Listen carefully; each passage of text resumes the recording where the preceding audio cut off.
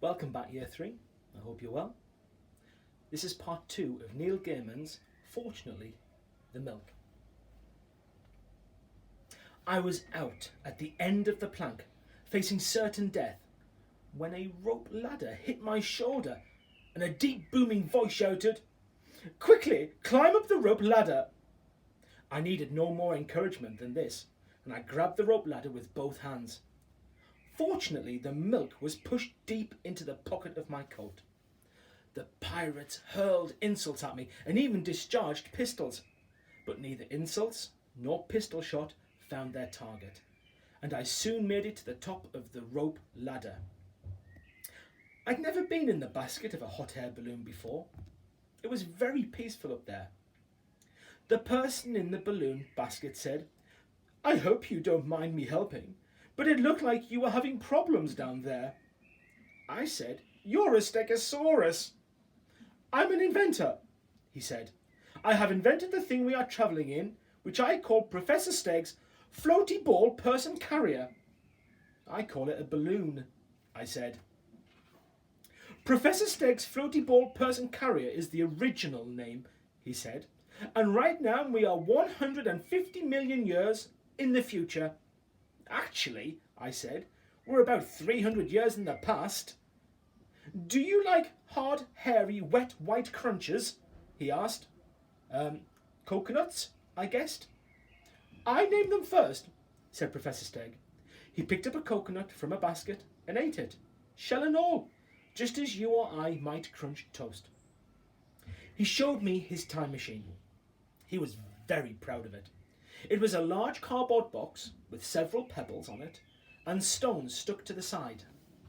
There was also a large red button. I looked at the stones. "Hang on," I said. "Those are diamonds and sapphires and rubies." "Actually," he said, "I called them special shiny clear stones, special shiny blue stones, and special shiny red stones," I suggested. "Indeed," he said. "I called them that when I was inventing my really good moves around in time machine 150 million years ago." "Well," I told him, "it was very lucky for me that you turned up when you did and rescued me. I am slightly lost in space and time right now and need to get home in order to make sure my children have milk for their breakfast." I showed it to him. "This is the milk. Although I expect that 150 million years ago you called it wet, white, drinky stuff." "Dinosaurs are reptiles, sir," said Professor Steg. "We do not go in for milk." "Do you go in for breakfast cereal?" I asked. "Of course," he said. "Dinosaurs love breakfast cereal, especially the kind with nuts in." "What do you have on your cereal?" I asked. Orange juice, mostly, or we just eat it dry. But I shall put this in my book. In the distant future, small mammals put milk on their breakfast cereal. I shall write a wonderful book when I return to the present." "Actually," I said, "I think this is definitely the past. It has pirates in it." "It's the future," he said. "All the dinosaurs have gone off into the stars, leaving the world to mammals." "I wondered where you all went," I said. "The stars," he told me. "That's where we will have gone." "So," I said, "can you take me home?" "Well," he said, "yes and no." "What does that mean?" "Yes, I would love to take you home. Nothing would make me happier." "No, I cannot take you home. In all honesty, I do not believe that I can take me home. My time machine is being temperamental. I need a special shiny greeny stone. I have pressed that button many times, but nothing happens." "Button? Don't you mean big red pressy flat thing?" I asked. "I most certainly do not. It is a button. I named it after my aunt, Button." "Can I press it?" "If you wish." I pressed the button. The sun shot around the sky and the sky started to flicker in nights and in days, and the balloon began to rock and lurch and zoom around like an angry fly. I held onto the ropes as hard as I could. Fortunately, I was still keeping tight hold of the milk in my right hand. When we stopped, being blown all across the sky. It was night, and according to Professor Stegg, we had only gone back about 1,000 years. The moon was nearly full. I am even further from my children and our breakfast, I said. You have your milk, he said. Where there is milk, there is hope. Ah, over there. That looks like a perfect landing platform for time-travelling scientists in floaty ball person carriers. We landed on the platform and got out. The platform stuck up out of the jungle and had flaming torches on each side. There were people standing on it with very black hair and sharp stone knives. Is this the balloon landing platform? I asked the people. It is not, said a fat man. It is our temple. We had a very bad harvest last year, and we have just asked the gods to send us a sacrifice to make sure that this year's harvest is better, when you float down in that thing with your monster. Thank you, by the way, said a little thin man. I was going to be the sacrifice if no one else turned up. Much obliged. So now we will sacrifice you and your monster. But my children are waiting for their breakfast, I said. Look, I held up the milk. Why did they all just fall to their knees? I asked Professor Stegg. Is this usual hairless mammal behaviour? Perhaps I should hold up some hard, hairy, white, wet crunches and see what happens. Coconuts, I told him. They're called coconuts. What is that you are holding? The fat man asked. Milk, I said. Milk, they exclaimed, and they prostrated themselves on the ground.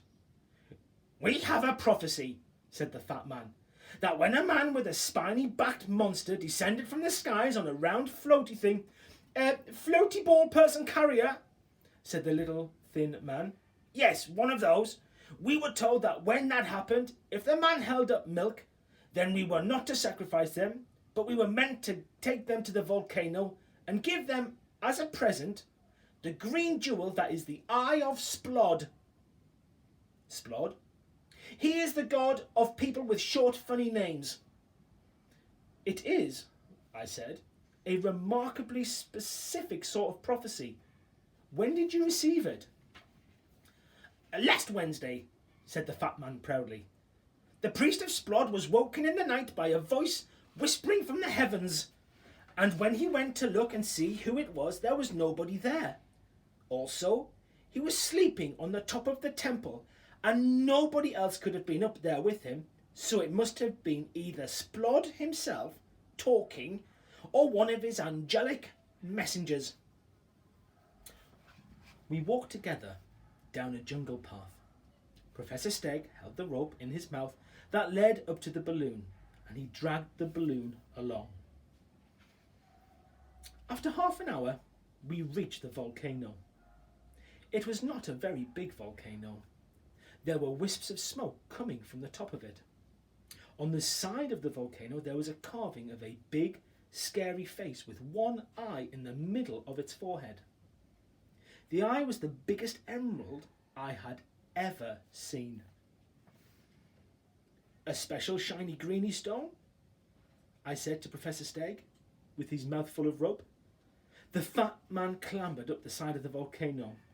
It is a good thing that Splod himself told us to give you the Eye of Splod, said the thin man, who had narrowly avoided being sacrificed, because there is another prophecy that says if the Eye of Splod is ever removed, great Splod will awaken and spread burning destruction across the land. Here you go, said the fat man. He handed us the emerald. Professor Stegg nipped up the rope ladder into the balloon's basket and began to install the emerald in the time machine. Hang on! He was a stegosaurus? Yes. Then how could he just nip up the rope ladder? He was, said my father, a large stegosaurus, but very light on his feet. There are fat people who are excellent dancers. Are there any ponies in this? Asked my sister. I thought there would be ponies by now.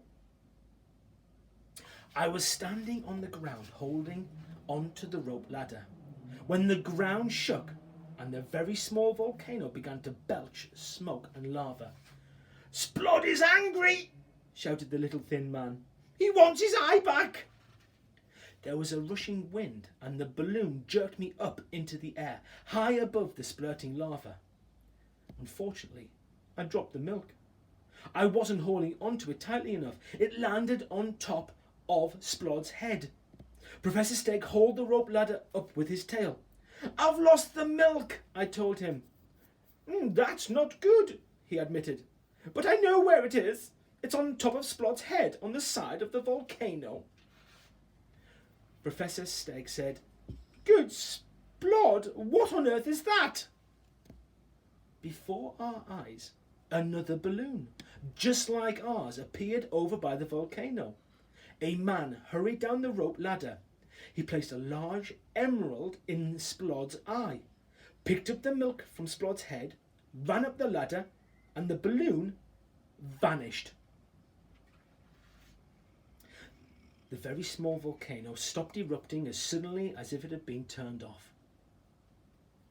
"That was a bit peculiar, wasn't it?" said the professor. "It was," I agreed. Gloom and despair and despondency overcoming me. "That man in that balloon stole my milk.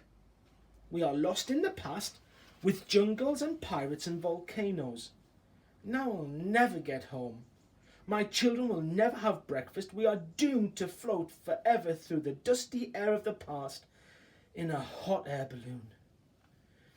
"It is not a hot air balloon," said Professor Steg. "It's a floaty ball person carrier." "What nonsense you do talk. Now I think that should do the trick." He finished attaching the emerald to the box, using string mostly, and also sticky tape. And he pushed the red button. "Where are we going?" I asked. It seemed like the sun was zooming across the sky, as if nights were following days in flickering strobe. "The far, far future," said Professor Steg. The machine stopped. We were hanging in the air above a grassy plain, with a very small grey mountain beneath us. "There," said Professor Steg. "It is now an extinct volcano, but look!" On the side of the extinct volcano was carved the face of Splod, still recognisable, even though it was much eroded by time and the weather. And in the single eye was a huge green emerald, a perfect twin to the one that we had attached to the time machine. "Right," said Professor Steg. "Grab me that special shiny greeny stone." I went over to the side of the basket and down the rope ladder. I pulled the emerald out of the eye socket. To find out what happens next, come back tomorrow.